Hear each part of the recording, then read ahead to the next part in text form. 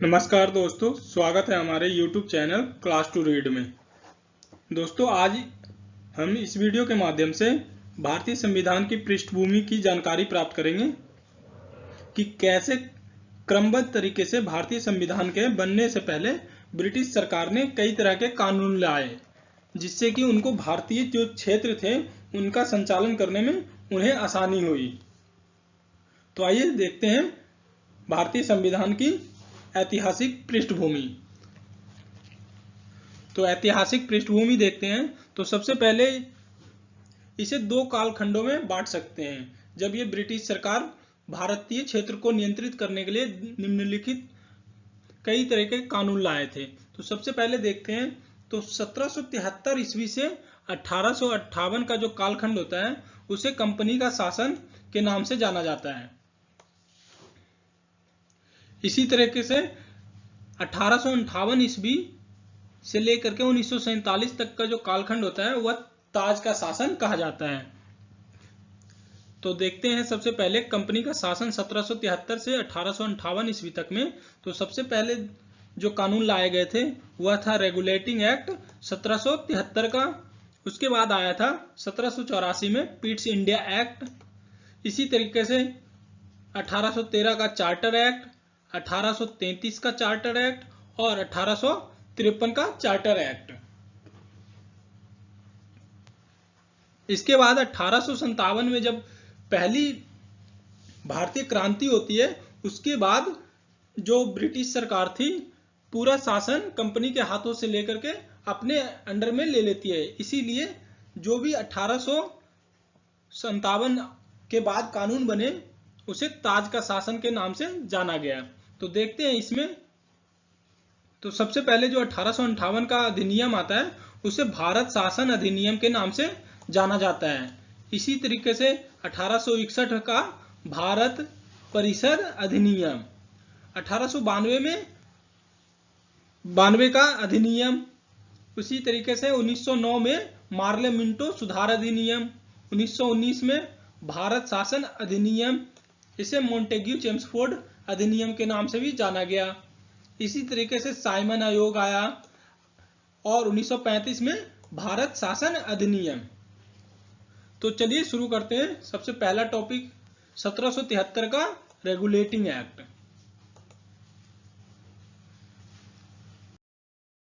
Regulating act जो देखते हैं 1773 का, तो यह जो कानून था ब्रिटिश इंडिया के द्वारा ईस्ट इंडिया कंपनी को नियंत्रित करने की दिशा में सबसे पहला उठाया गया कदम था, जो कि कंपनी के प्रशासनिक और राजनीतिक कार्यों को मान्यता देती है।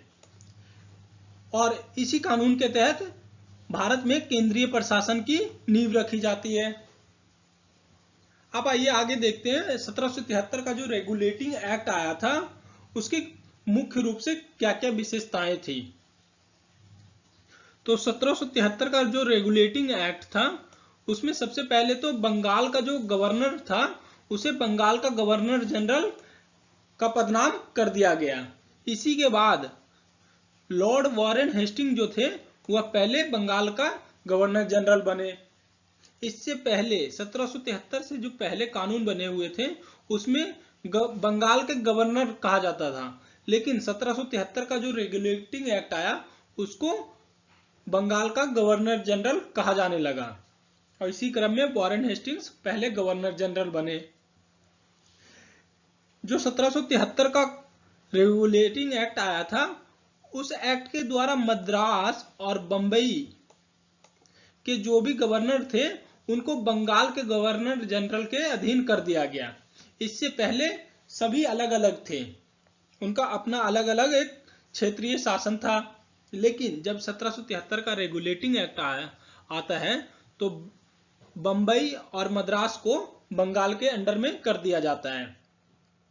इसी एक्ट के तहत 1774 में कलकत्ता में एक उच्चतम न्यायालय की स्थापना की जाती है, जिसमें एक तो मुख्य न्यायाधीश और 3 अन्य न्यायाधीश की नियुक्ति की जाती है।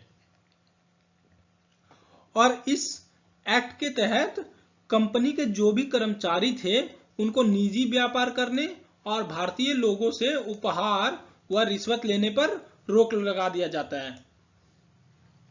1773 का रेगुलेटिंग एक्ट देखते हैं तो इसके तहत ब्रिटिश सरकार ने एक कोर्ट ऑफ डायरेक्टर की स्थापना करती है जो कि कंपनी पर नियंत्रण करने का कार्य करती है।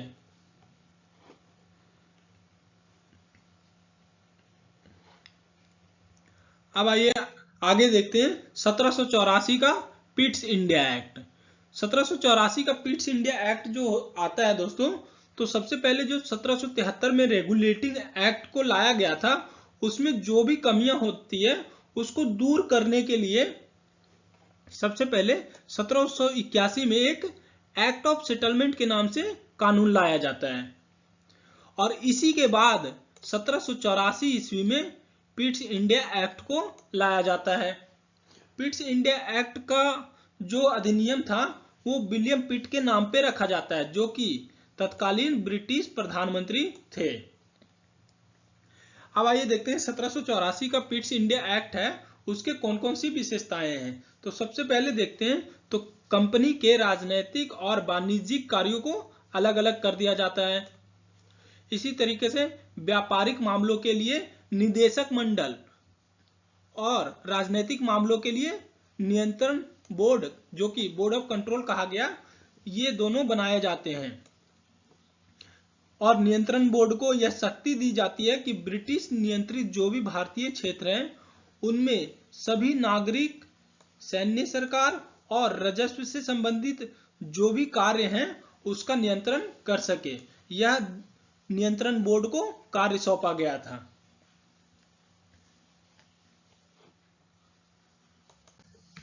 इसी क्रम में आगे देखते हैं तो 1813 का चार्टर एक्ट।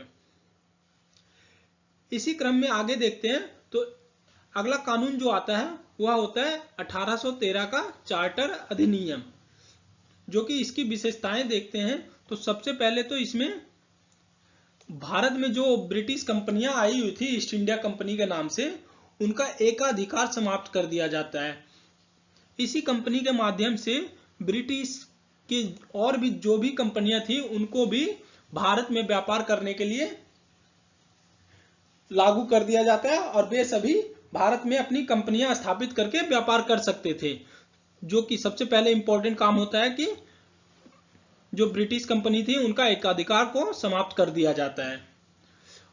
लेकिन 1813 का जो चार्टर अधिनियम आता है उसमें एकाधिकार तो समाप्त कर दिया जाता है लेकिन पूर्णतः वो समाप्त नहीं किया जाता है। जो कि चाय और चीन के साथ जो व्यापार था उनमें ईस्ट इंडिया कंपनी की अभी भी एकाधिकार को रखा गया था।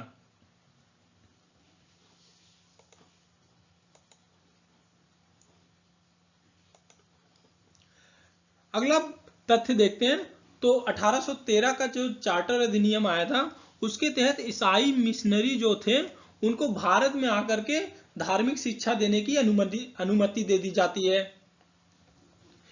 इसी क्रम में 1813 का चार्टर अधिनियम के तहत शिक्षा के लिए पहली बार 1 लाख रुपए का प्रावधान किया जाता है जो कि भारतीयों के लिए किया जाता है। अब आइए अगला कानून देखते हैं 1813 का चार्टर अधिनियम।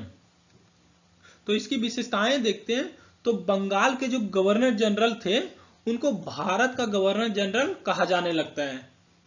जो कि पहले भारत के गवर्नर जनरल बनते हैं लॉर्ड विलियम बेंटिक। और आगे चल करके मद्रास और बंबई के जो गवर्नर थे उनको विधायकी संबंधी जो भी शक्तियां मिली हुई थी उनसे भी उनको वंचित कर दिया जाता है। अगला पॉइंट देखते हैं तो 1833 का जो चार्टर अधिनियम आता है इसके तहत सिविल सेवकों के लिए चयन के लिए खुली प्रतियोगिता का आयोजन किया जाता है, परंतु विरोध के कारण इनको बाद में वापस ले लिया गया था।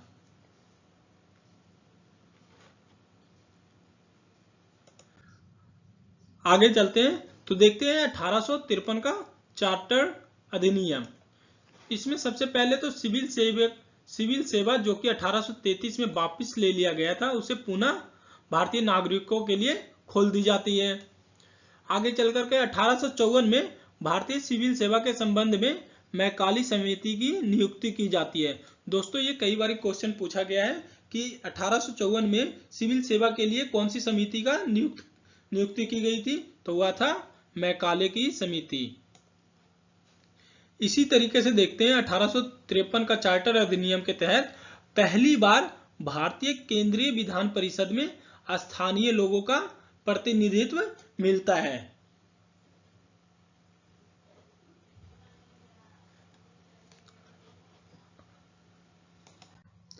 अगला कानून देखते हैं। तो दोस्तों 1858 के बाद जो भी कानून बनते हैं वो ताज के शासन के अंडर में बनते हैं, क्योंकि इससे पहले 1857 में बहुत ही बड़े स्तर पर एक क्रांति होती है जिसके तहत ब्रिटिश जो ईस्ट इंडिया कंपनी थी उसका सीधा शासन क्राउन अपने अंडर में ले लेती है। इसीलिए 1858 से 1947 तक जो भी कानून बनते हैं वो ताज के शासन के तहत बनते हैं। तो इसी क्रम में सबसे पहला कानून जो बनता है वह होता है 1858 का भारत शासन अधिनियम के नाम से बनाया गया था, और इसका मुख्य कारण था जो कि 1857 के विद्रोह के बाद किया गया था। तो आइए देखते हैं इसकी विशेषताएं। इसकी विशेषताओं में देखते हैं तो 1858 का जो भारत शासन अधिनियम आया था उसके तहत जो गवर्नर जनरल का नाम था उसको बदल करके वायसराय कर दिया गया।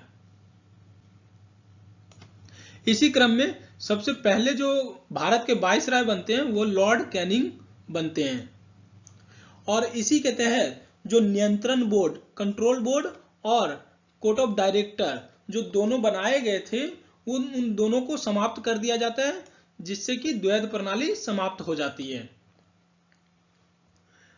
इसी कानून के तहत एक भारत के लिए राज्य सचिव का पद बनाया जाता है जो कि ब्रिटिश कैबिनेट का सदस्य होता है और ब्रिटिश संसद के प्रति वह उत्तरदायी होता है।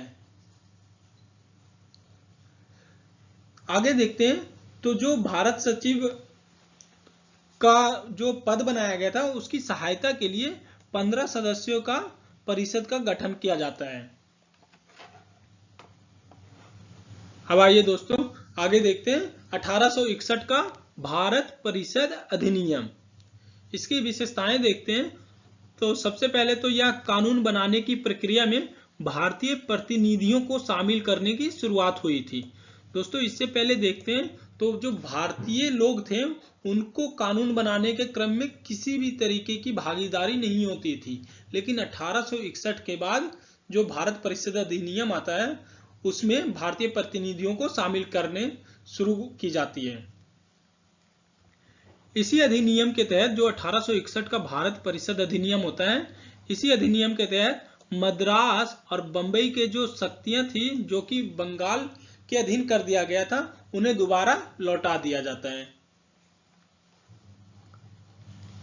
1861 का भारत परिषद अधिनियम देखते हैं तो वायसराय जो होते हैं उनको आपातकाल अगर लगा होता है तो उस स्थिति में काउंसिल की संस्तुति के बिना ही अध्यादेश जारी करने की शक्ति मिल जाती है। अब आइए देखते हैं अगला कानून 1892 का अधिनियम। तो 1892 का अधिनियम देखते हैं तो सबसे पहले केंद्रीय और प्रांतीय विधान परिषद में गैर सरकारी सदस्यों की संख्या बढ़ाई जाती है। इसी तरह से विधान परिषदों के कार्यों में वृद्धि कर उन्हें बजट पर बहस करने और कार्यपालिका के प्रश्नों का उत्तर देने के लिए अधिकृत किया जाता है। दोस्तों अब देखते हैं 1909 का मार्ले मिंटो अधिनियम। तो इसके बारे में देखते हैं तो इस अधिनियम को मार्ले मिंटो सुधार अधिनियम भी कहा जाता है, क्योंकि उस टाइम जब देखते हैं तो लॉर्ड मार्ले जो होते हैं वह तो इंग्लैंड में भारत के राज्य सचिव और लॉर्ड मिंटो भारत के वायसराय होते हैं। इसीलिए इस कानून को मार्ले मिंटो सुधार अधिनियम भी कहा गया है। तो 1909 का जो मार्ले मिंटो सुधार अधिनियम है इसकी विशेषताएं देखते हैं। तो उसमें सबसे पहले तो देखते हैं कि केंद्रीय और प्रांतीय विधान परिषदों की आकार में वृद्धि की जाती है। इसी तरह से पहली बार किसी भारतीय को वायसराय और गवर्नर की कार्य परिषद के साथ एसोसिएशन बनाने का प्रावधान किया जाता है, जो कि 1909 का मार्ले मिंटो अधिनियम के तहत होता है।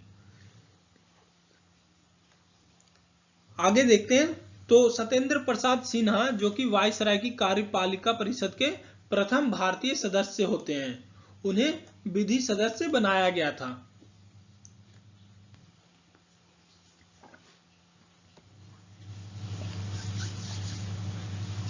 आगे देखते हैं दोस्तों, तो 1909 का जो मार्ले मिंटो अधिनियम था वह सबसे ज्यादा विवादित रहा था पृथक निर्वाचन को लेकर के, जिसके तहत मुसलमानों के लिए सांप्रदायिक प्रतिनिधित्व का प्रावधान किया गया था। इसके तहत यह होता है कि मुस्लिम सदस्यों का जो भी चुनाव है वह मुस्लिम मतदाता ही कर सकते थे। इसीलिए यह कानून बहुत ही विवादास्पद बना था। इसलिए लॉर्ड मिंटो को सांप्रदायिक निर्वाचन का जनक कहा गया है। आगे कानून देखते हैं इसी क्रम में। तो 1909 का जो मार्ले मिंटो सुधार अधिनियम आता है, उसके बाद 1919 में भारत शासन अधिनियम के नाम से कानून लाया जाता है। इसे मॉन्टेग्यू चेम्सफोर्ड सुधार अधिनियम भी कहा गया है, क्योंकि मॉन्टेग्यू जो होते हैं उस टाइम भारत के राज्य सचिव और चेम्सफोर्ड भारत के वायसराय होते हैं। इसीलिए 1919 का जो भारत शासन अधिनियम है मॉन्टेग्यू चेम्सफोर्ड अधिनियम के नाम से भी जाना गया है। इसकी विशेषताओं की बात करते हैं तो सबसे पहले केंद्रीय और प्रांतीय विधान परिषद को अपनी अपनी सूचियों के विषय पर कानून बनाने का अधिकार दिया जाता है।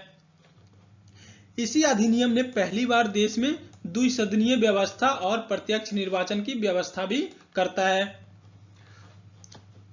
आगे देखते हैं भारत शासन अधिनियम 1919 के तहत तो संपत्ति कर और शिक्षा के आधार पर सीमित लोगों को मत देने का अधिकार दिया गया था,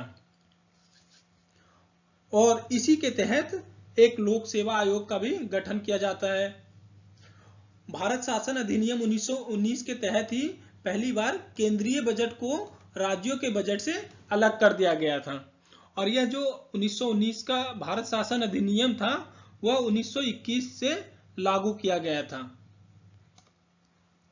इसी भारत शासन अधिनियम 1919 को जांचने के लिए 10 साल के बाद एक कमेटी बनाने का निर्णय लिया जाता है, लेकिन उससे पहले ही एक कमेटी बना दिया जाता है जिसका नाम रखा जाता है साइमन आयोग। तो आगे देखते हैं दोस्तों, साइमन आयोग।